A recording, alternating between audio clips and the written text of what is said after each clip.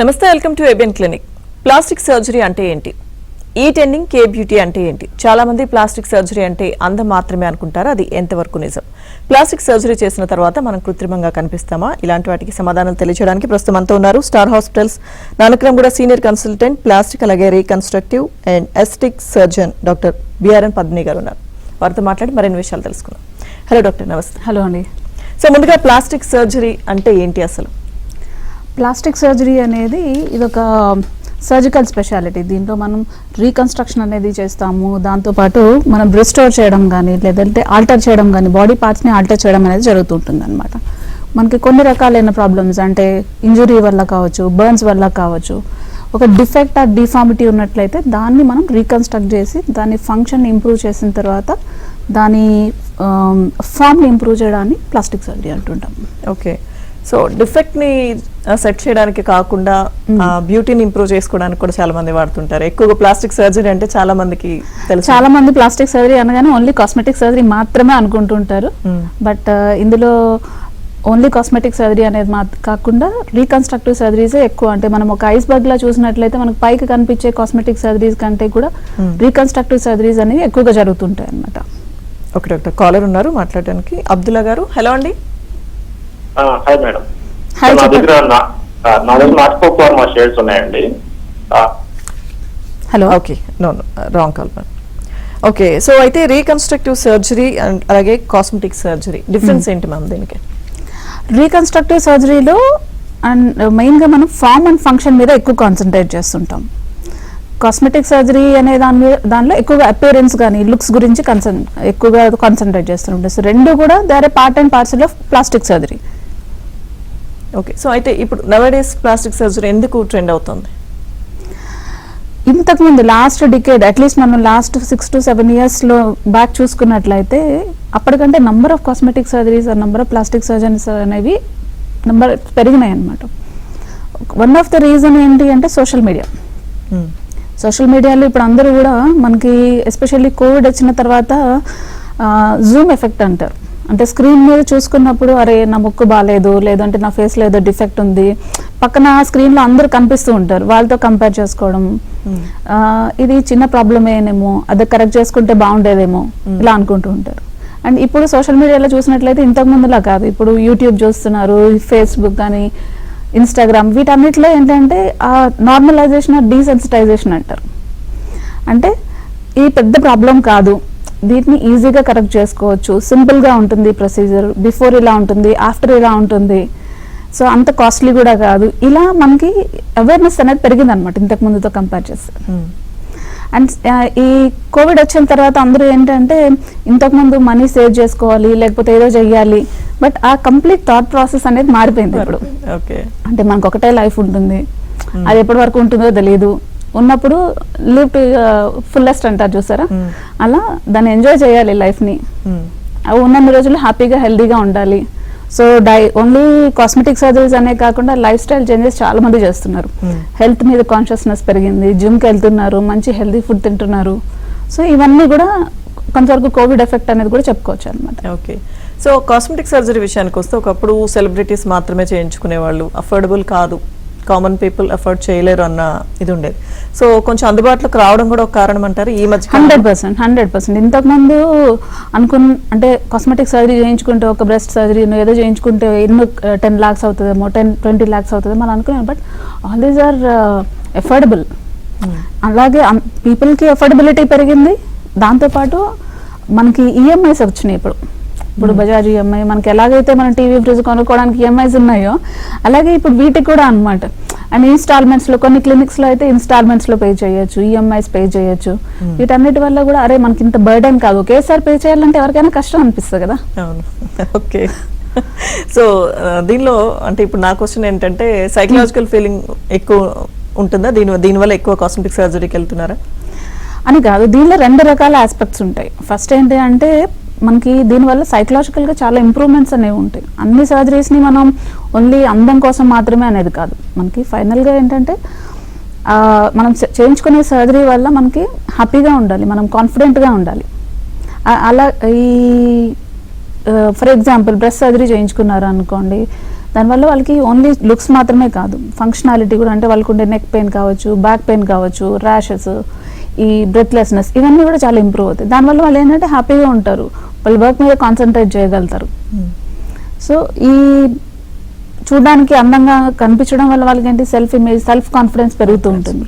అలాగే దీనిలో ఒక నెగిటివ్ సైడ్ కూడా ఉంటుంది. కొంతమంది ఏం చేస్తుంటారు, ఒక బాడీ డిస్మార్ఫిక్ సిండ్రోమ్ అనేది ఉంటుంది అనమాట, BDD అంటారు, డిఫార్మిటీ. అది అంటే వాళ్ళు ప్రతిదాన్ని, అంటే చిన్న చిన్న ప్రాబ్లమ్ని కూడా చాలా పెద్దగా చూస్తుంటారు అనమాట. చూసి వాళ్ళు ఏంటి ఊరికే అద్దంలో చూసుకోవడం, పక్కన వాళ్ళతో కంపేర్ చేసుకుంటూ ఉండడం, లేదు అంటే నేను బాగున్నానా లేదా అని పక్కన వాళ్ళని ఊరికే అడుగుతూ ఉండడం, లేదు అంటే దాన్ని ఏదో ఒక ట్రీట్మెంట్ చేయించుకుంటూ ఉండడం, పదే పదే ట్రీట్మెంట్ చేసుకుంటూ ఉండడం. ఇంత చేసినా కానీ వాళ్ళు హ్యాపీగా ఉండరు. సో వీళ్ళని, ఈ BDD సిండ్రోమ్ ఉన్న వాళ్ళని ఏం చేస్తుంటే ముందే ఐడెంటిఫై చేయగలగాలి మేము. సో వాళ్ళకి ప్రాబ్లం అనేది, ఒక ప్రాబ్లం అనేది సివియర్గా ఉంది అనే దానికంటే ప్రాబ్లం ఇక్కడ ఉంది. ఓకే, అలాంటి వాళ్ళని ఐడెంటిఫై చేసి దాన్ని వాళ్ళని ప్రాపర్గా కౌన్సిలింగ్ చేసి అవసరమైతే వాళ్ళని సైకియాట్రిస్ట్ దగ్గరికి కూడా పంపించడం అనేది చాలా ఇంపార్టెంట్. Okay okay. సో మొత్తానికి అంటే కాస్మెటిక్ సర్జరీ చేయించుకుని ప్రతి వాళ్ళకి BDD ఉండదు, హార్డ్లీ ఒక 5% 10% వాళ్ళు మాత్రమే అది ఉంటుంది. కానీ ఎక్కువ మంది చేయించుకునే ప్రతి వాళ్ళలో వాళ్ళకి డెఫినెట్గా సైకలాజికల్గా చాలా ఇంప్రూవ్మెంట్స్ అనేవి ఉంటాయి. బికాజ్ మన ఫిజికల్ హెల్త్ ఎంత ఇంపార్టెంటో సైకలాజికల్ హెల్త్ కూడా అంత ఇంపార్టెంట్ కదా. సో ఇప్పుడు అంటే మీరు చెప్పిన ప్రాబ్లమ్స్ ఉన్నవాళ్ళు సర్జరీకి వచ్చిన తర్వాత, కౌన్సిలింగ్ తర్వాత సర్జరీ ఆపేసుకున్న వాళ్ళు ఎవరన్నా ఉన్నారా? అంటే వాళ్ళు సర్జరీకి వెళ్లాల్సినంత డిఫెక్ట్స్ ఏం లేవు అక్కడ అని రియలైజ్ అవ్వాలి. చాలా వరకు ఇప్పుడు ఏంటంటే ఎవరైనా కానీ సర్జరీ హాస్పిటల్ వరకు, ఒక దట్టు సర్జన్ వరకు వచ్చారంటే వాళ్ళకి ఎలాంటి ప్రాబ్లమ్స్ లేకుండా రారు. ఎందుకంటే surgery is not a small thing. So వాళ్ళు రకరకాల నాన్ సర్జికల్ అన్ని ట్రై చేస్తారు, ఏదో ఒక స్పాకి వెళ్తారు, అక్కడికి వెళ్తారు, అన్ని ట్రై చేస్తే నా దగ్గరకు వరకు వస్తారు. వాళ్ళలో ఎక్కువ మంది ప్రాబ్లమ్ మేజర్గా ఉంటేనే వస్తారు. ఈ BDD సిండ్రోమ్ ఉన్న వాళ్ళు మాత్రమే చిన్న ప్రాబ్లమ్ని పెద్దగా చూస్తుంటారు, అండ్ వాళ్ళు సాటిస్ఫై అవ్వరు ఎంత చేయించుకున్నా కూడా. ఓకే, కౌన్సిలింగ్ తో కూడా ఒప్పుకోరు, వాళ్ళు అనుకున్న చేయాలంటారా? చేయాలి, ఎన్నిసార్లు చేసినా హ్యాపీగా ఫీల్ అవ్వరు వాళ్ళు, అని ఇంకా ఏదో ఉంది అని ఫీల్ అవుతుంటారు అనమాట. Okay okay. సో అయితే ఇప్పుడు బరువు తగ్గించే ఇంజెక్షన్స్, అలాగే లైపోసెక్షన్, బయారియాట్రిక్ సర్జరీ, వీటి గురించి చెప్పండి. ఏంటి వీటన్నిటికి సంబంధించి? ఇది చాలా మంది నా దగ్గరకు వచ్చే ఒక అట్లీస్ట్ 70 to 80% పీపుల్లో వీటికి ఏంటి డిఫరెన్స్, లేదంటే ఏ డాక్టర్ దగ్గరికి వెళ్ళాలి, ఈ మూడిట్లో ఏ డాక్టర్ దగ్గరికి వెళ్తే నాకు కరెక్ట్ ట్రీట్మెంట్ దొరుకుతుందని తెలియదు అనమాట. రాగానే నన్ను చాలా మంది ఏమంటారంటే, డాక్టర్ గారు నేను వెయిట్ ఎక్కువగా ఉన్నాను, సో నాకు లైపోసెక్షన్ చేసి నన్ను వెయిట్ తగ్గించేసేయండి అని అడుగుతారు. సో ఈ మూడింటికి డిఫరెన్స్ అనేది మనం తెలుసుకోవడం వల్ల ఎవరి దగ్గరికి వెళ్ళాలి, ఏం చేస్తే నాకు కరెక్ట్ ట్రీట్మెంట్ అనేది దొరుకుతుంది తెలుస్తుంది. ఫస్ట్ ప్రాబ్లం వచ్చి బెరియాట్రిక్ సర్జరీ. అంటే కొంతమందిలో చాలా లావుగా ఉండడం, మనకి ఒక 20 kilos 30 kilos 50 kilos వెయిట్ ఎక్కువగా ఉండాల్సిన దానికి BMI కంటే ఎక్కువ ఉన్నారు అనుకోండి, వాళ్ళకి bariatric surgery is ideal. So మనకి BMI అనేది 30 or 35 కంటే ఎక్కువగా ఉన్న వాళ్ళు, ఈ type 2 type 3 ఒబిసిటీ ఉన్న వాళ్ళకి ఇది బెటర్గా సూట్ అవుతుంది అనమాట. వీళ్ళలో ఈ సర్జరీ చేయించుకున్న తర్వాత కొన్ని రకాలైన మెయింటెనెన్స్ ఉంటాయి, అంటే సప్లిమెంట్స్ తీసుకోవాల్సిన అవసరం, కానీ బాగా వెయిట్ లాస్ ఎక్కువగా అయిన వాళ్ళకి కొన్ని రకాల కాంటూరింగ్ సర్జరీస్ కూడా అవసరం పడవచ్చు. అండ్ సెకండ్ కేటగిరీ వస్తే ఈ వెయిట్ లాస్ ఇంజెక్షన్స్. సో ఈ కేటగిరీ ఎలా అంటే వెయిట్ ఎక్కువగా ఉన్నారు కానీ సర్జరీ చేయించుకోవడానికి రెడీగా లేరు, లేదంటే వాళ్ళకి సర్జరీ చేయడానికి అవసరమైన మనకి ఇండికసీ అనేది, అంటే కాంట్రా ఇండికేటెడ్ ఉన్నారు, వాళ్ళకి చేయలేం సర్జరీస్ వేరే రకాల ఇష్యూస్ వల్ల. ఓకే, అలాంటి వాళ్ళు వెయిట్ లాస్ ఇంజెక్షన్స్కి వెళ్తుంటారు. కానీ దీనిలో ప్రాబ్లం ఏంటి అంటే, మనం ఎన్ని రోజులు ఇంజెక్షన్స్ తీసుకుంటామో అన్ని రోజులు మాత్రమే వెయిట్ తగ్గుతుంది అనమాట. మళ్ళీ అది ఆపేగానే మళ్ళీ వెయిట్ గెయిన్ అయ్యే ఛాన్సెస్ ఉంటాయి. So it's something like A kick start. మనకి ఆ మోటివేషన్ వచ్చి సర్జరీ కొంత వెయిట్ తగ్గిన తర్వాత మనకున్న డయాబెటీస్, మెటబాలిక్ సిండ్రోమ్ అంటారు, అంటే దానివల్ల వచ్చే BP, షుగర్ ఇలాంటివి తగ్గించడానికి అది కొంతవరకు ఉపయోగపడుతుంది. కానీ it's not a permanent solution. మళ్ళీ మనం వెయిట్ తగ్గగా ఈ ఇంజెక్షన్స్ ఆపగానే మళ్ళీ వెయిట్ గెయిన్ అవ్వడం కానీ అవి ఉంటుంది. సో దానికి మెయింటెనెన్స్, అంటే మన డైట్, ఎక్సర్సైజ్ అవి కంటిన్యూ చేస్తూ దాన్ని మెయింటైన్ చేసుకోవాలి. అండ్ థర్డ్ వచ్చి లైపోసెక్షన్. ఈ లైపోసెక్షన్లో మనకి BMI నార్మల్గా ఉండాలి, లేదంటే అట్లీస్ట్ వితిన్ 10% ఆఫ్ నార్మల్ ఉండాలి. అప్పుడు మాత్రమే మనకి ఈ లైపోసెక్షన్కి ఇండికసీ ఉంటుంది అనమాట. సో మనకి ఎక్కడో ఒక చోట మనకి ఫర్ ఎగ్జాంపుల్ థైస్ కావచ్చు, బటక్స్ కావచ్చు, అబ్డోమెన్ కావచ్చు, ఇలా ఒక్క చోట ఫ్యాట్ డిపాజిట్స్ ఉన్నాయి, వాటిని మనం ఎంత ఎక్సర్సైజ్ చేసినా డైట్ చేసినా తగ్గించలేకపోతున్నాం. వాళ్ళకి లైపోసెక్షన్ ద్వారా ఈ కాంటూర్ని బెటర్ చేయడం. ఓకే. అంతేగాని దీనివల్ల అందరూ అనుకున్నట్టు వెయిట్ లాస్ అయితే ఏం అవ్వదు. ఇండైరెక్ట్ గా కొంతవరకు వెయిట్ తగ్గచ్చేమో కానీ it's more of a body contouring procedure rather than weight loss procedure. Okay. So ఈ లైపో దగ్గరికి వచ్చేసరికి లైపోసెక్షన్ చేయించుకున్న వాళ్ళు కొంచెం లైఫ్ రిస్క్ ఉంటుంది అని అంటే అది నిజమా అపో? కాదు, లైపో మనం ఇది చాలా అంటే అది ఒక మన సొసైటీలో అది ఉండిపోయింది. ఎందుకంటే కొన్ని రకాలైన అన్ఫార్చునేట్ ఈవెంట్స్, ఒక హీరోయిన్ కావచ్చు, కొంతమందిని మనం ఆ న్యూస్లో అది చాలా హైలైట్ అవడం వల్ల ఆ ప్రొసీజర్ వల్ల ప్రాబ్లం కాదు. అది ప్రాబ్లం ఏంటంటే పేషెంట్కి ఉన్న కోమాబిడిటీస్ చాలా లావుగా ఇందాక చెప్పాను చూసారా, మనకి ఈ పేషెంట్కి అవసరం లేకుండా లేదంటే ఆ ఇండికసీ లేకుండా మనం వేరే సర్జరీ చేసాము అనుకోండి, డెఫినెట్గా కాంప్లికేషన్స్ అనేవి ఉంటాయి కదా. చాలా లావుగా ఉన్న వాళ్ళకి liposuction is not at all an indication. So and that మనం చేయించుకునే సెటప్ ఎట్లా ఉంది, అది అక్కడ ఇన్ఫ్రాస్ట్రక్చర్ ఎట్లా ఉంది, మనకి వేరే రకాలైన కోమాబిడిటీస్ అంటే uncontrollable BP, hyper tension, diabetes, heart problems ఇవన్నీ ఉన్నాయనుకోండి, రిస్క్ ఫ్యాక్టర్స్ అనేవి పెరుగుతాయి. సో మనం ఆ రిస్క్ ఫ్యాక్టర్స్ అన్నిటిని మనం కంట్రోల్ చేసుకుని అప్పుడు సర్జరీ చేయించుకున్నట్లయితే డెఫినెట్గా అది ఎలాంటి కాంప్లికేషన్స్ లేకుండా ఉంటాయి. ఒకవేళ ఇన్ కేస్ మనకు అవసరమైతే 2 సెషన్స్లో చేయడం అలాంటివి కూడా చేస్తుంటాం. సో ఎలాంటి ప్లాస్టిక్ సర్జరీ ఒక బోర్డ్ సర్టిఫైడ్ ప్లాస్టిక్ సర్జన్స్ దగ్గర ఇలాంటివి జరిగే అవకాశం చాలా తక్కువ ఉంటుంది. రైట్ సెటప్లో చేయించుకున్నట్లయితే కనుక ఇలాంటివి జరగవు. ఓకే. లైపో జనరల్గా మీరు ఎవరికి సజెస్ట్ చేస్తారు మీ దగ్గర వచ్చే పేషెంట్స్? లైపోసక్షన్ అంటే ఇప్పుడు ఇందాక మనం మాట్లాడుకున్నట్టు బిఎంఏ నార్మల్గా ఉండాలి, ఒక స్పెసిఫిక్ ఏరియాలో మాత్రమే రెసిస్టెంట్ ఫ్యాట్ ఉన్నట్లయితే వాళ్ళకి లైపోసక్షన్ పనికి వస్తుంది. అండ్ వాళ్ళకి స్కిన్ క్వాలిటీ చాలా బాగుండాలి. కొంతమంది ఏమంటారు, నాకు టమ్మీ టక్ చేయించుకోవాలి అంటే స్కిన్ చాలా లూజ్ ఉంది కానీ లైపోసక్షన్ చేయండి దానికి తక్కువ కాంప్లికేషన్స్ ఉంటాయి, బట్ దర్ నాట్ ఇంటర్చేంజబుల్. మనకి లైపోసక్షన్ అవసరమైన వాళ్ళకి లైపోసక్షన్ మాత్రమే చేయాలి, టమ్మీ టక్ అవసరమైన వాళ్ళకి టమ్మీ టక్ మాత్రమే చేయాలి, దీనికి వాళ్ళని దీనికి చేయలేం. ఓకే. సో ఇప్పుడు లైపోసెక్షన్ చేయించుకున్న తర్వాత ఎలాంటి జాగ్రత్తలు వాళ్ళు తీసుకోవాలి మీరు సజెస్ట్ చేసేయండి? లైపోసక్షన్ చేయించుకున్న తర్వాత మనకి ప్రతి సర్జరీకి ఉన్నట్టే అంటే నార్మల్ సర్జరీస్కి ఎలాంటి కాంప్లికేషన్స్ ఉంటాయి అలాంటివి ఉంటాయి, కానీ దీనికి స్పెసిఫిక్గా ఏంటి అంటే మనం సర్జరీ తర్వాత గార్మెంట్స్ అనేవి ఉంటాయి, అంటే కంప్రెషన్ గార్మెంట్స్ అంటారు, వాటిని వేసుకోవడం, మనకి డాక్టర్ చెప్పినట్టు ఒక 4 to 6 weeks వేసుకోవడం, ఆ స్వెల్లింగ్ అవి తగ్గడానికి అవసరమైన లింఫాటిక్ మసాజెస్ చేయించుకోవడం, ఒక్కొక్కసారి మనం మొబిలిటీ అంటే దానివల్ల ఉండే ఫ్యాట్ క్లాట్స్ లాంటివి అవ్వకుండా ఉండడానికి వీలైనంత మనం పర్మిట్ చేసినంత వరకు, డాక్టర్ పర్మిట్ చేసినంత వరకు నడుస్తూ ఉండడం, హైడ్రేట్ చేసుకుంటూ ఉండడం, ఇలాంటి వాటి వల్ల మనకు కాంప్లికేషన్స్ అనేవి తగ్గుతుంటాయి అన్నమాట. ఓకే. సో ఈ వెయిట్ లాస్ ఇంజెక్షన్స్కి వస్తే వాళ్ళు ఇంజెక్షన్ చేయించుకున్న రోజులు వెయిట్ కంట్రోల్ ఉంటుంది, నెక్స్ట్ మళ్ళీ వెయిట్ గెయిన్ అయ్యే ఛాన్సెస్ అన్నారు కదా. సో ఇది కంట్రోల్లో ఉండాలంటే ఏం చేయాలి? ఇంజెక్షన్స్ కాకుండా కంట్రోల్ చేసుకుంటే దీనికి లైఫ్ స్టైల్ చేంజెస్, అంటే మనం బాడీ వెయిట్ ఇప్పుడు అందరికీ వెయిట్ అనేది కంట్రోల్ ఉండకపోవచ్చు, దానికి వేరే రకాల ప్రాబ్లమ్స్ ఉండొచ్చు, అంటే థైరాయిడ్ కానీ లేదంటే పీసీఓడి కానీ ఇవన్నీ చాలా కామన్ అయిపోయినాయి. ఫస్ట్ దాన్ని ఇన్వెస్టిగేట్ చేయించి ఎందువల్ల మనకి ఇది వెయిట్ తగ్గట్లేదు, మనం దాన్ని కంట్రోల్ చేసుకోవాలి. అలాగే మెయింటెనెన్స్ అంటే స్మోకింగ్ చేయడం, ఆల్కహాల్ తీసుకోవడం, నిద్ర సరిగా ఉండకపోవడం, ఇవన్నీ మనం డైలీ జిమ్కి వెళ్ళడం, ఫుడ్ తీసుకునే సరిగా ఇవన్నీ మెయింటెనెన్స్ కరెక్ట్గా చేసినట్లయితే మనం ఎక్కువ రోజులు దాని రిజల్ట్స్ అనేవి మెయింటైన్ చేయొచ్చు. ఓకే. ఈ ఇంజెక్షన్స్ ఎవరంటే వాళ్ళు తీసుకోవచ్చా, లేకపోతే ఇప్పుడు మీరు చెప్పిన కాంప్లికేషన్స్ ఉన్న వాళ్ళు డాక్టర్ సజెస్ట్ చేస్తే మాత్రమే తీసుకోవాలి? ఇవి డాక్టర్ సజెస్ట్ చేస్తారు. జనరల్గా ఎలా అంటే ఎండోక్రైనాలజిస్ట్ కానీ లేదు అంటే గ్యాస్ట్రోఎంట్రాలజిస్ట్ కానీ వాళ్ళ సూపర్విజన్లో తీసుకున్నట్లయితే ఇవన్నీ సేఫ్ అండ్ సెక్యూర్గా ఉంటాయి. అలా కాకుండా కొంతమంది ఏం చేస్తున్నారు, ఈ రోజుల్లో ఈ కాస్మెటాలజీ క్లినిక్స్ అనేవి స్టార్ట్ చేస్తారు, ఎడాబెడా వాడేస్తున్నారు వాటిని. అంటే అసలు అందులో ఒక డాక్టర్ కానీ అట్లీస్ట్ ఎంబీబీఎస్ డాక్టర్ కూడా ఎవరు ఉండరు అనమాట. వాళ్ళు ఇష్టం వచ్చినట్టు ఇంజెక్షన్స్ తీసుకోవడం, దానివల్ల కొన్ని కాంప్లికేషన్స్ రావడం జరుగుతూ ఉంటుంది. అండ్ దాని మెకానిజమే అలాంటిది, అంటే మనకి సెటైటీ అనేది పెరుగుతుంటుంది అనమాట. అంటే ఏం తినకపోయినా కానీ తిన్నట్టు అనిపిస్తూ ఉంటుంది. దానివల్ల మనం తినే క్వాంటిటీ తగ్గిపోవడం వల్ల వెయిట్ లాస్ అవుతూ ఉంటాం. దాంతోపాటు కొంతమందికి నాసియా, వామిటింగ్ లాగా అనిపించడం, డైరియా రావడం, బ్లోటింగ్ ఎక్కువ ఉండడం, ఇవంటి ఉంటుంటాయి. బట్ అవి డోస్ని వాళ్ళు కంట్రోల్డ్గా సూపర్వైజ్డ్గా మనం తీసుకున్నట్లయితే వాటిని ఫ్యూ వీక్స్లో ఓవర్కమ్ చేసి బాగానే జరుగుతుంటుంది. ఓకే. అలా కాకుండా మనమే తీసుకునడం వల్ల ఏమైనా కాంప్లికేషన్స్ వస్తే కనుక వాటిని మనకి హెల్ప్ చేసే వాళ్ళు అంటే ఎవరు ఉండరు. ఎస్, ఇలాంటి కేసులు ఎక్కువ వింటూ ఉంటాం. సో ఏదంటే అది క్లినిక్ వెళ్ళిపోతుంటారు. సో చాలా మంది ఇలా ఇంజెక్షన్ తీసుకోవడం వల్ల అయింది, లైపోసక్షన్ వల్ల అయింది అని చూస్తుంటారు, కానీ అది ఎక్కడ అయింది, ఎవరు ట్రీట్ చేశారు వాళ్ళని ఇవి చూడరు. ఓకే. వాళ్ళు ఏ కండిషన్ లో ఉంటే treat చూడరు చేశారు ఇవన్నీ ఆ పేషెంట్ కి ప్రియా అంటే ఇది తీసుకునే ముందు వాళ్ళు ఎలా ఉన్నారు, వాళ్ళ క్యాండిడేటా కాదా అసలు, ఓకే ఇవేం చూడరు. ఓకే.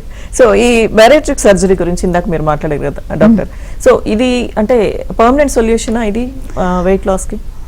జనరల్గా పర్మనెంట్ సొల్యూషనే ఉంటుంది ఎందుకంటే వీటిలో మనకి పేషెంట్కి ఉన్న బిఎంఐని బట్టి అంటే బాడీ మాస్ ఇండెక్స్ని బట్టి రకరకాల ప్రొసీజర్స్ స్లీవ్ చేస్తుంటారు, లేదు అంటే గ్యాస్ట్రిక్ బైపాస్ కానీ రోఎన్వై ఇలా రకరకాలు ఉంటాయి అనమాట. వాళ్ళకున్న బిఎంఐని బట్టి యూజువల్గా బెరియాట్రిక్ సర్జన్ వాళ్ళు డిసైడ్ చేస్తారు ఏ టైప్ ఆఫ్ సర్జరీ చేయాలి, వాళ్ళకి కోమాబ్స్ ఉన్నాయా లేదా, వాళ్ళ ఎక్స్పెక్టేషన్స్ ఏంటి, దాన్ని బట్టి వాళ్ళు డిసైడ్ చేస్తారు అనమాట. జనరల్గా ఇది చేయించుకున్న తర్వాత వాళ్ళు ఒక 20 నుండి 50 కిలోస్ వరకు చాలా మంది తగ్గుతూ ఉంటారు. తగ్గిన తర్వాత 90 to 95% of the people they will be able to sustain for life. Okay. అంటే తర్వాత దాన్ని రిమూవ్ చేయాల్సిన అవసరం ఏముండదా? అంటే నాకు తెలిసిన వరకు సర్జరీ అంటే ఇప్పుడు స్టమక్ దగ్గర చేయించుకోవాలనుకోండి, ఒక బెలూన్ ఏదో బెలూన్ చేస్తారు, అవి ఏంటంటే కంట్రోల్డ్ గానే ఉంటుంది, మొత్తం కంప్లీట్ గా క్లోజ్ చేశారు. దాన్ని ఎంతవరకు కావాలి, దాన్ని వాళ్ళు ఫుడ్ తీసుకోవాల్సిన దానికి ఎంతవరకు మనం అది టైటన్ చేయాలో అంతవరకు మాత్రమే బెలూన్ చేస్తుంటారు. ఓకే. అది ఇంకా లైఫ్ టైం అలానే ఉండిపోతుంది. ఓకే. సైడ్ ఎఫెక్ట్స్ అన్లెస్ ఏమైనా కాంప్లికేషన్స్ వచ్చి దాన్ని రివైజ్ చేయాల్సి వస్తే తప్పితే అది అలానే ఉంటాయి. ఓకే. సో ఇది ఇవి అంటే ఈ సర్జరీ చేయించుకున్న వాళ్ళు ఎలాంటి జాగ్రత్తలు మామూలుగా తీసుకోవాలంటారు? ఫుడ్ కి సంబంధించి కానీ, లైఫ్ స్టైల్ కానీ, తర్వాత బెరియాట్రిక్ సర్జరీ చేయించుకున్న తర్వాత వాళ్ళకి అంటే ఒక స్ట్రిక్ట్ డైట్ ప్లాన్ అనేది ఉంటుంది. అంటే ఫస్ట్ ఫ్యూ వీక్స్లో ఇలా తినాలి, నెక్స్ట్ ఫ్యూ మంత్స్లో ఇలా తినాలి, ఇనీషియల్గా లిక్విడ్స్ తీసుకోవాలి, ప్రోటీన్ ఎంత ఉండాలి, కార్బోహైడ్రేట్ ఉండాలి, ఇలా స్ట్రిక్ట్ డైటీషియన్ మానిటరింగ్ అనేది ఉంటుంది అనమాట. దాంతోపాటు వీళ్ళలో ఇనీషియల్గా కొన్ని రోజులు విటమిన్స్ ఇవన్నీ కొంతవరకు డెఫిషియన్సీ ఉండే అవకాశం ఉంటుంది. సో దానికోసం వాళ్ళు సప్లిమెంట్స్ ఇస్తుంటారు. అలాగే పోస్ట్ ఆపరేటివ్గా మానిటర్ చేసుకునే దానిలో ఎక్సర్సైజెస్ అవన్నీ చేయడం కానీ, స్కిన్కి సంబంధించిన కొలాజన్ సప్లిమెంట్స్ తీసుకోవడం, ఇలాంటివన్నీ కూడా చాలా ఇంపార్టెంట్ అనమాట. ఓకే. సో డాక్టర్ అయితే యాంటీ ఏజింగ్ ట్రీట్మెంట్స్ అంటే ఏంటి? సో ఈ మధ్యకాలంలో అవి కూడా బాగా పెరిగినట్టున్నాయి. ఈ రోజుల్లో చాలా ట్రెండింగ్ అంటే యాంటీ ఏజింగ్. యాంటీ ఏజింగ్లో చాలా మంది మనకి పాత రోజుల్లో ఏంటంటే ఏజ్ అయిపోయిన తర్వాతనే దాని గురించి ట్రీట్మెంట్ తీసుకోవాలి అనే ఒక ఫిక్స్డ్ థాట్ ఉండేది. ఇప్పుడు అట్లా కాదు, మనం రీజువనేషన్ అనట్లేదు, ఇప్పుడు ప్రీజువనేషన్ అంటున్నాం. ప్రీజువనేషన్ అంటే అది ఇంకా ఏజింగ్ అనేది స్టార్ట్ అవ్వక ముందే మనం ప్రివెంటివ్ గా స్టార్ట్ చేస్తున్నాం. సో దీనిలో ప్రివెంటివ్ గా అంటే మనం తీసుకునే ఫుడ్ సరిగా తీసుకోవడం, డైట్, ఎక్సర్సైజ్ అవి చేయడం, దానికంటూ షార్ట్ కట్ ఏం లేదు. అలాగే కొన్ని రకాలైన మెడికల్ బేస్డ్ ట్రీట్మెంట్స్ అంటే రెటినాయిడ్స్ కావచ్చు, ఇలాంటివి వైటమిన్ సి సప్లిమెంట్స్ ఇవన్నీ తీసుకుంటూ ఉండడం వల్ల మనం ఏజ్ని కొంతవరకు డిలే చేయొచ్చు. ఇప్పుడు మనకుండే జెనెటిక్ మేకప్ని మనం చేంజ్ చేయలేం. మన చేతిలో ఉన్నది ఏంటి అంటే ఓన్లీ మన లైఫ్ స్టైల్ మాత్రమే. దానికి ఈ ప్రివెంటివ్ మెజర్స్ తీసుకోవడం అండ్ యాంటీ ఏజింగ్ ట్రీట్మెంట్స్ అంటారు. అంటే ఎర్లీగా వచ్చిన చేంజెస్ని, రింకిల్స్ కావచ్చు, సాగింగ్ కావచ్చు, పిగ్మెంటేషన్ కావచ్చు, అండ్ కొన్ని రకాల వాల్యూమ్ లాస్, చీక్స్ ఉన్నాయి, ఇవి తగ్గిపోవడం, ఇలాంటి వాటికి ఏంటంటే ఈ ఇంజెక్టబుల్స్ అంటారు. అంటే బొటాక్స్ కానీ, ఫిల్లర్స్ కానీ, ఇలాంటివి తీసుకోవడం వల్ల కొంతవరకు మనం డిలే చేయడం, లేదంటే దాన్ని కొంతవరకు మాస్క్ చేయడం చేయొచ్చు. అండ్ ఈ రోజుల్లో ఏంటి అంటే కొన్ని రకాలైన మనకి మెషిన్స్ వస్తున్నాయి అన్నమాట. ఈ థర్మల్ ఏజెంట్స్ అంటారు. అంటే హైఫు అని విని ఉంటారు కదా మీరు. ఈ హైఫు కానీ, లేదంటే మైక్రో నీడ్లింగ్ టెక్నిక్స్ కానీ, స్కిన్కి సంబంధించిన ఎక్స్ఫోలియేషన్ ట్రీట్మెంట్స్ అంటారు. అంటే కెమికల్ పీల్స్, లేజర్స్, ఇవన్నిటి వల్ల ఏంటి అంటే మనకి స్కిన్ అది కొంచెం హైడ్రేటెడ్గా కనిపించడం, ఆ పైన ఉండే పిగ్మెంటేషన్ తగ్గడం, ఫైన్ రింకిల్స్ అన్ని తగ్గడం, కొంచెం టైటన్గా కనిపించడం. సో అందరికీ మనకి ఈ ట్రీట్మెంట్ తీసుకున్నట్లయితే కనుక అందరూ యంగ్ అయిపోతారని కాదు. సో మనకి ఎంతవరకు ఏజింగ్ సైన్స్ అనేవి కనిపిస్తున్నాయి, ఈ నాన్ సర్జికల్ వల్ల అది కరెక్ట్ చేయగలమా లేదా. ఇప్పుడు ఒక 60 years ఆమెను తీసుకొచ్చి యాంటీ ఏజింగ్ ట్రీట్మెంట్ చేసామనుకోండి, అది కరెక్ట్ అవ్వదు. వాళ్ళకి ఆ సాగింగ్ ఉన్న దాన్ని బట్టి అది సర్జికల్గా తీసుకోవాలా, నాన్ సర్జికల్గా తీసుకోవాలనేది మనం ఒక బోర్డ్ సర్టిఫైడ్ ప్లాస్టిక్ సర్జన్, డెర్మటాలజిస్ట్ని కన్సల్ట్ చేస్తే వాళ్ళు నీకు ఏది రైట్ అనేది చెప్తారు. ఓకే. అంతేగాని వాళ్ళు ఏదో చేయించుకున్నారు కాబట్టి నాకు ఈ ట్రీట్మెంట్ కరెక్ట్ అవుతుంది అనేది కాదు. అంటే 60 years ఉన్న వాళ్ళకి కూడా age is not the criteria. Okay. మనకున్న స్కిన్ క్వాలిటీ ఎట్లా ఉంది, లోపల టిష్యూ క్వాలిటీ ఎలా ఉంది అనే దాన్ని బట్టి ట్రీట్మెంట్ తీసుకుంటాము. అది most of the times it's proportionate to age కాబట్టి అలా చెప్తాం. ఇప్పుడు కొంతమందిలో 20 years 30 years గా ప్రిమేచ్యూర్ గా ఏజ్ అయ్యే వాళ్ళు ఉంటారు. కొంతమంది 50-60 years వచ్చిన తర్వాత కూడా మంచిగా రిటైన్ చేయగలిగే వాళ్ళు ఉంటారు.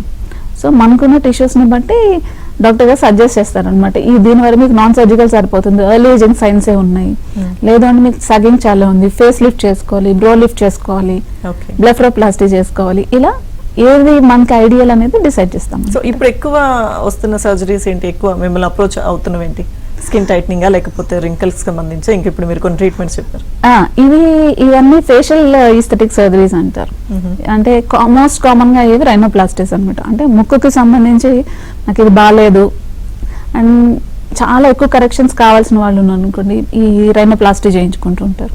అలా కాకుండా కొంచెం చేంజెస్ కావాలి, ఓన్లీ జస్ట్ కొంచెం హైట్ ఇంక్రీజ్ అయితే చాలు అనుకునే వాళ్ళు దాన్ని లిక్విడ్ రైనోప్లాస్టీ అంటాం. అంటే injection, filler injection, dermal fillers అంటారు. వాటిని ఇంజెక్ట్ చేయడం వల్ల మనకి కొంతవరకు మాస్క్ అవుతుంది, బెటర్గా ఉంటుంది అంతే. Okay, right. సో అయితే ప్లాస్టిక్ సర్జరీ చేసిన తర్వాత, ఇప్పుడు వరకు మనం మాట్లాడుకున్న సర్జరీస్లో ఏదైనా కానీ చేయించుకున్న తర్వాత ఆర్టిఫిషియల్గా కనిపిస్తారా, ముందు ఎలా ఉన్నామో అలా కనిపిస్తామా? ఈ డౌట్ కూడా సర్జరీకి వెళ్లే ముందు కొంతమందికి ఉంటుంది, తర్వాత ఎలా ఉంటాను నేను అని. అదో చాలా మందికి ఉంటుంది, ఎస్పెషల్లీ కాస్మెటిక్ సర్జరీస్ వెళ్ళే వాళ్ళందరూ కూడా అడిగేది ఆర్టిఫిషియల్గా ఉంటామా లేదా, న్యాచురల్గా కనిపిస్తాము. పాత డికేడ్తో కంపేర్ చేస్తే ఇప్పుడు అందరి ట్రెండ్ ఏంటి అంటే న్యాచురల్ లుకింగ్ రిజల్ట్స్ అనేవి చాలా ఎక్కువ ట్రెండ్ అవుతున్నాయి. అంటే ఇంతకుముందు మనకి అన్ని ఎగ్జాగరేటెడ్గా, లేదు అంటే చూడగానే ఆబ్వియస్గా కనిపించేలా రిజల్ట్స్ కావాలి అనుకునేవారు. బట్ ఇప్పుడు అందరూ చాలా న్యాచురల్గా ఉండాలి. చేయించుకున్నామా లేదా, ఏదో బెటర్గా ఉంది కానీ ఏం చేయించుకున్నారో తెలియకూడదు. ఓకే, సో ఇప్పుడు లేటెస్ట్ ట్రెండ్స్ ఏంటి ప్లాస్టిక్ సర్జరీలో? ఇప్పుడు మనం చెప్పుకున్నట్టు న్యాచురల్ గా కనిపించడం అనేది లేటెస్ట్ ట్రెండ్స్. ఇంతకు ముందు రోజుల్లో లాగా మనం ఇందాక చెప్పుకున్నట్టు ఏజ్ అయిపోయిన తర్వాత చేయించుకునే దానికంటే ప్రిజర్వేషన్ కి చాలా డిమాండ్ పెరిగింది అనమాట. అంటే 20s లో 30s లో ఇలానే స్టార్ట్ చేస్తున్నారు. అంటే నాన్ సర్జికల్ మెథడ్స్ అనేవి స్టార్ట్ చేస్తున్నారు అనమాట. ఫిల్లర్స్ చేయించుకోవడం, బొటాక్స్ చేయించుకోవడం. పాత రోజుల్లో ఎట్లా అంటే 40 years 45 years దాటిన తర్వాతనే చేయించుకునేవారు ఇవన్నీ. ఇప్పుడు 20s 30s లో కూడా చేయించుకుంటున్నారు. యాక్చువల్లీ సజెస్టబుల్ అంటారా ఇది, ఏజ్ అవ్వకుండానే ఇలాంటి ఫిల్లర్స్ కానీ మీరు అన్నవి చేయించుకోవడం అనేది? సో దానికి ఇప్పుడు ఏం చేస్తున్నాము అంటే రీజనరేటివ్ మెడిసిన్ అంటారు. రీజనరేటివ్ అంటే ఇలా ఆర్టిఫిషియల్గా మనం ఫిల్లర్స్ అట్లాంటివి చేయించుకోకుండా మన ఉన్న బాడీలో ఉన్న టిష్యూస్ని, లైక్ అంటే ఫ్యాట్ని ప్రాసెస్ చేసి దాన్ని ఇంజెక్ట్ చేయడం, అండర్ ఐస్కి కానీ, చీక్స్కి కానీ, నేసోలేబియల్స్ అంటే ఇవి కానీ ఇలా ఇంజెక్ట్ చేయడం వల్ల ఏంటి అంటే అవి ఆల్మోస్ట్ మనం మెయింటైన్ చేసిన రోజులు ఆల్మోస్ట్ లైఫ్ లాంగ్ ఉంటాయి అండ్ మనకి మళ్ళీ రిపీట్ చేయించుకోవాల్సిన అవసరం ఉండదు. అండ్ వీటి వల్ల సైడ్ ఎఫెక్ట్స్ అనేది చాలా తక్కువ ఉంటాయి అన్నమాట. అండ్ ఇప్పుడు మీరు చూస్తూనే ఉంటారు, హెయిర్ కి సంబంధించి అందరూ జిఎఫ్సి చేయించుకుంటున్నారు, పిఆర్పి చేయించుకుంటున్నారు. సో అవి మన ఓన్ న్యాచురల్ టిష్యూస్, మన బాడీలో ఉన్న టిష్యూస్ ని మేము ప్రాసెస్ చేస్తాం కాబట్టి ఈ రీజనరేటివ్ మెడిసిన్ అనేది ఇప్పుడు ఎక్కువగా ట్రెండ్ అయింది అనమాట. ఓకే, సో అయితే ఇప్పుడు ఇంత అడ్వాన్స్డ్ ట్రీట్మెంట్స్ అన్ని వచ్చిన తర్వాత కూడా చాలా మంది ప్లాస్టిక్ సర్జరీ అంటే లేదా కాస్మెటిక్ సర్జరీ అంటే ఎక్కువగా విదేశాలకు వెళ్తూ ఉంటారు చాలా మంది, సెలబ్రిటీస్ అనుకుందాం. సో ఎందుకు ఇక్కడ ఇంత అడ్వాన్స్డ్ మెథడ్స్ వచ్చిన తర్వాత కూడా ఎందుకు అంటారు, మీరేం చెప్తారు? ప్లాస్టిక్ సర్జరీ అంటే అది అపోహ మాత్రమే. అంటే సెలబ్రిటీస్ అనేది వాళ్ళు ఎందుకు వెళ్తుంటారు అంటే వాళ్ళకి ప్రైవసీ కావాలి. ఇప్పుడు మన దగ్గర స్టార్ హాస్పిటల్కో వేరే హాస్పిటల్కో ఒక సెలబ్రిటీ వచ్చారు అనుకోండి, వాళ్ళు చేయించుకున్నారు అందరూ, పలానా మహేష్ బాబు వచ్చాడు, పవన్ కళ్యాణ్ వచ్చాడు, వాళ్ళు ఈ సర్జరీ చేయించుకున్నారు అందరూ చెప్పుకుంటారు కదా. సో అది బయట ప్రైవసీ తెలియకుండా ఉండడానికి, ఎవరికి తెలియకుండా ఉండడానికి బయటకు వెళ్ళి చేయించుకుంటూ ఉంటారు. కానీ మన దగ్గర ఈవెన్ ఇప్పుడున్న రోజుల్లో middle class, upper middle class, even normal people కూడా కాస్మెటిక్ సర్జరీస్ అనేది చేయించుకుంటున్నారు, ఇంతకు ముందులా కాదు. బట్ ఏంటంటే నేను చేయించుకున్నాను అని చెప్పరు. బ్రెస్ట్ రిడక్షన్ చేయించుకున్నారు, లేదంటే లైపోసక్షన్ చేయించుకున్నారు అనుకోండి, నేను డైట్ చేశాను, ఎక్సర్సైజ్ చేశానని చెప్తారు. కానీ ఇంకెలానే మేడం నాకు సర్జరీ చేశారని ఎవరు ఒప్పుకోరు. ఓకే, సో ఓకే డాక్టర్, ఈ టెండింగ్ కే బ్యూటీ అంటే ఏంటి అసలు? కే బ్యూటీ అంటే మనకి ఇప్పుడు ఈ ఓటీటీ వచ్చిన తర్వాత అందరికి కొరియన్ సిరీస్ చూడడం బాగా అలవాటు అయిపోయింది. అందులో చూసి ఏంటంటే ఈ అమ్మాయి చాలా బాగుంది, నాకు కూడా అలాగా హైడ్రేటెడ్ గా చాలా గ్లాసీగా ఉండే స్కిన్ కావాలి, కొరియన్ స్కిన్ అని స్కిన్ అనే పేరు పెట్టేశారు. సో అలాంటి స్కిన్ రావాలి అంటే ఏం చేయాలి, దానికి ఒక ప్రోటోకాల్ అనేది ఉంటుంది అనమాట. ఆ ప్రోటోకాల్లో ఏంటి అంటే మెయిన్ గా 3 ఇవి ఉంటాయి. ఫస్ట్ ఏంటంటే క్లెన్సింగ్, డబుల్ క్లెన్సింగ్ అంటారు. అంటే water based, oil based and వాటితో మంచిగా క్లీన్ చేసుకోవడం, వీక్లీ 1 సారో 2 సార్లు ఎక్స్ఫోలియేట్ చేసుకోవడం అంటే స్క్రబ్ రాసుకోవడం, అండ్ అలాగే కొన్ని రకాలైన సీరమ్స్ రాసుకోవడం, ఎసెన్సెస్ రాసుకోవడం. ఇప్పుడు మనం చూస్తుంటాం కదా ఈ వైటమిన్ సి సీరమ్స్ కానీ, హైడ్రోనిక్ యాసిడ్ సీరమ్స్, ఈ నియాసినమైడ్ సీరమ్స్, ఇవన్నీ మార్కెట్లో బాగా ట్రెండ్ అవుతున్నాయి. ఇవన్నీ ఇలాంటి సీరమ్స్ రాసుకోవడం, ఐ మాస్క్ రాసుకోవడం, ఐ చుట్టూ. ఎందుకంటే మనకి ఐ చుట్టూ మనం ఫేస్ ఎంత అలా ఉన్నా కానీ ఐ చుట్టూ స్కిన్ అనేది చాలా సెన్సిటివ్ ఉంటుంది. సో ఆ సెన్సిటివిటీనెస్ తగ్గడానికి, డార్క్ సర్కిల్స్ తగ్గడానికి, పఫీనెస్ తగ్గడానికి ఐకి క్రీమ్స్ రాసుకుంటూ ఉంటారు. అలాగే మాయిశ్చరైజర్ రాసుకోవడం, సన్ స్క్రీన్ రాసుకోవడం, ఇవన్నిటిని ఒక 10 ప్రోటోకాల్ 10 ఇంగ్రీడియంట్స్ ఉన్నాయన్నమాట. ఇది కొంచెం లబోరియస్ ఉంటుంది, but it's worth it. Okay, so ఇది డాక్టర్ సజెషన్ కంపల్సరీ అంటారు, ఎందుకంటే సీరం అన్ని కూడా విటమిన్ సి కానీ కొన్ని సీరంలు అనేవి అన్ని స్కిన్ కి సూట్ అవ్వు. అలాగే మనకి మామూలు సింపుల్ మాయిశ్చరైజర్ కూడా అందరికీ అదే మాయిశ్చరైజర్ సరిపోదు. కొంతమందికి డ్రై స్కిన్ ఉండొచ్చు, కొంతమందికి ఆయిలీ స్కిన్ ఉండొచ్చు. సో మనకున్న స్కిన్ ఎలా ఉంది, ఆ స్కిన్ టైప్ ని బట్టి మనం మాయిశ్చరైజర్ యూజ్ చేయాలి. ప్రతి వాళ్ళకి ప్రాబ్లమ్స్ అనేవి డిఫరెంట్ ఉంటాయి. కొంతమందికి పిగ్మెంటేషన్ ఎక్కువ ఉండొచ్చు, కొంతమందికి ఫైన్ రింకిల్స్ ఉండొచ్చు, కొంతమందికి యాక్నే స్కార్స్ ఉండొచ్చు. సో మనకి ఏది కావాలి దానికి టార్గెటెడ్ గా ఇందులో ఉండే ఇంగ్రీడియంట్స్ ని మారుస్తారు అనమాట. ఓకే, సో లైఫ్ స్టైల్ బాగుండాలి అంటే ఒక 5 మెథడ్స్ ఏది ఫాలో అవ్వాలంటే ఏం చెప్తారు మీరు? లైఫ్ స్టైల్లో ఫస్ట్ అన్నిటికంటే ఇంపార్టెంట్ ఏంటంటే మనం తీసుకునే డైట్. ఓకే, ఇప్పుడు అందరూ ఓన్లీ ప్రోటీన్ తినాలి అనేది కాకుండా మనం తీసుకునేది వెల్ బ్యాలెన్స్డ్గా ఉండాలి. వెల్ బ్యాలెన్స్డ్ అంటే తీసుకునే దానిలో మనం వెజిటబుల్స్ కానీ ఫ్రూట్స్ కానీ కలర్డ్గా ఉండాలి. అండ్ లీన్ ప్రోటీన్స్ అంటే చికెన్, ఫిష్, ఎగ్స్ ఇట్లాంటివి తీసుకోవడం. అండ్ టోటల్ గ్రెయిన్స్ తీసుకోవడం, ఫుల్ హోల్ గ్రెయిన్స్ తీసుకోవడం. అండ్ మంచి oils, fats, avocado, olive oil ఇలాంటివి తీసుకోవడం. అండ్ సెకండ్ వచ్చి sleep. At least 7 to 8 hours of sleep is mandatory. ఇది కొంచెం కష్టం అనుకుంటా ఇప్పుడు. లేదు అంటే ఇమ్యూనిటీ ఉండదు, హార్మోన్స్ ఇర్రెగ్యులర్ అయిపోతుంటాయి. ఈ రోజుల్లో అందరూ ఇంకా ఇన్స్టా మొదలు పెట్టారంటే ఏ టైంకి క్లోజ్ చేస్తారో తెలియదు, but sleep is mandatory. Okay, and exercise చేయడం, at least weekly 150 minutes of exercise అనేది కావాలి. Okay, and 2 days of strength training కావాలి. అండ్ మనం స్ట్రెస్ ఫ్రీ, అది చెప్పడం ఈజీ, చేయడం చాలా కష్టం. ఓకే, అండ్ లైఫ్ స్టైల్ అంటే ఇప్పుడు స్మోకింగ్ క్విట్ చేయడం, ఆల్కహాల్ క్విట్ చేయడం, ఇవన్నీ కూడా చాలా ఇంపార్టెంట్ అనమాట. హైడ్రేట్ చేసుకోవడం, అట్లీస్ట్ 7 to 8 hours 8 glasses of water తాగాలి. Okay, yeah right. Thank you so much doctor Padmini garu. Cosmetic surgery, plastic surgery అలా కాస్మెటిక్ సర్జరీ వేరియేషన్స్ చెప్పారు అన్నిటి మధ్యలో, సో బెనిఫిట్స్ చెప్పారు. Thank you so much. Thank you. కేది వాల్టీ ABN clinic. Keep watching ABN.